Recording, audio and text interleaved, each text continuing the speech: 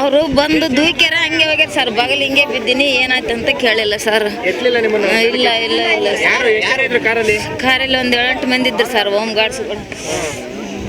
ಯಾರು ಅವರೆಲ್ಲ? ಶಿವಕುಮಾರ್ ಸಾರ್ನಿಂದ ಬಂದಿದ್ರಲ್ಲ ಸರ್ ಅವರು. ನಾವು ಬಳ್ಳಾರಿ ಸುರಗುಂಪೆ ತಾಲೂಕು, ಬಳ್ಳಾರಿ ಜಿಲ್ಲಾ. ಮಗನ ಸೇರ್ಸಕ್ ಬಂದೀವಿ ಸರ್. ನೋಡಕ್ ನಿಂತಿದ್ವಿ ಸರ್ ನಾವು. ಇಲ್ಲ ಸರ್, ದೂಕಿಗೆ ಚಕ್ರ ಪಕ್ರ ಹತ್ತಿಲ್ಲ, ಜಾಡ್ಸಿ ಗುದ್ದಿವ ಏನು ಸರ್. ಫಿಲಮ್ ಅವ್ರು ಸರ್, ಸಿನಿಮಾ ಶೂಟಿಂಗ್ನವ್ರು. ನಿಂಗಮ್ಮ ಸರ್.